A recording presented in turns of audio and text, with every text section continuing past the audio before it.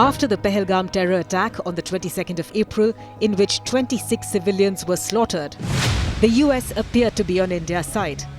Vice President JD Vance said he hoped Pakistan, to the extent that they are responsible, cooperates with India in hunting down the terrorists that sometimes operate in their territory.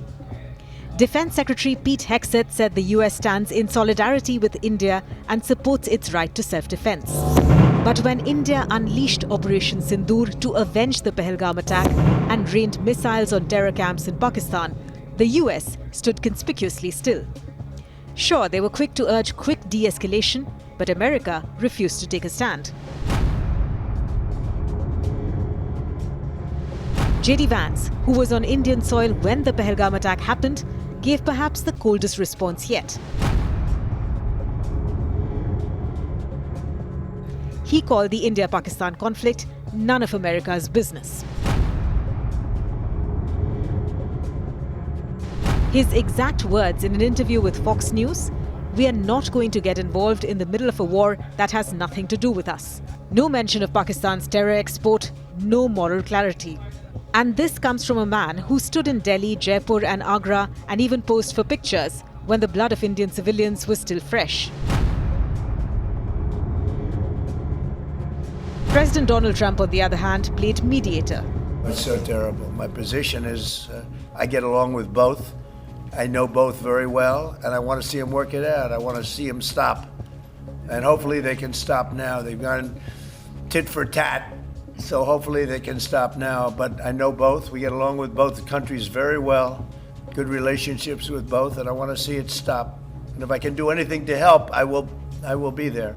But beneath the lip service lies indifference. Not once did Trump condemn Pakistan. Not once did he acknowledge India's right to defend itself.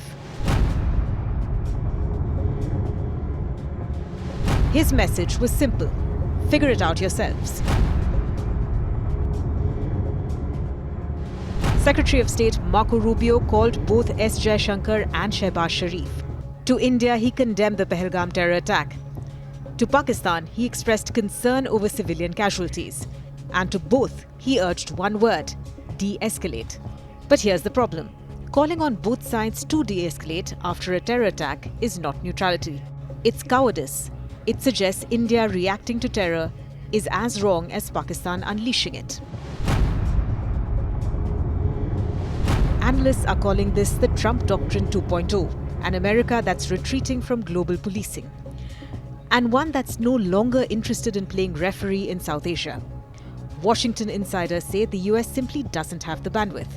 Gaza, Ukraine, China, too many crises, too little appetite. And so when India struck back with missiles, the US stayed silent. Even experts in America are baffled. Pakistan's former National Security Advisor Moeed Yusuf said there's no other country but the US that can force India and Pakistan to de-escalate. And yet it's doing nothing. Why? Because the US is afraid of getting dragged into another war. This isn't Ukraine. This isn't Gaza. This is India, the world's largest democracy, targeted by state-backed terrorists. And instead of calling out the obvious aggressor, Washington is playing diplomat. And it's not the first time. Back in 2019, when Pulwama happened, the US stepped in swiftly. Mike Pompeo held emergency talks. Mediation was swift.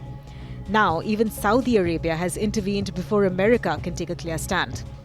Forget alliances, trade deals, the Quad.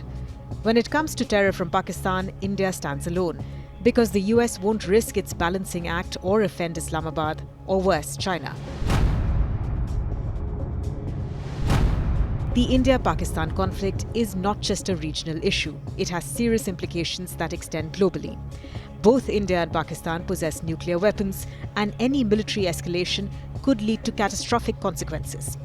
With the stakes very high, the US has to navigate a complex diplomatic landscape. Washington's ties with India have been growing over the years, but it also has to manage its relationship with Pakistan amid its increasing ties to China. This balancing act is critical in ensuring regional stability and avoiding a larger conflict.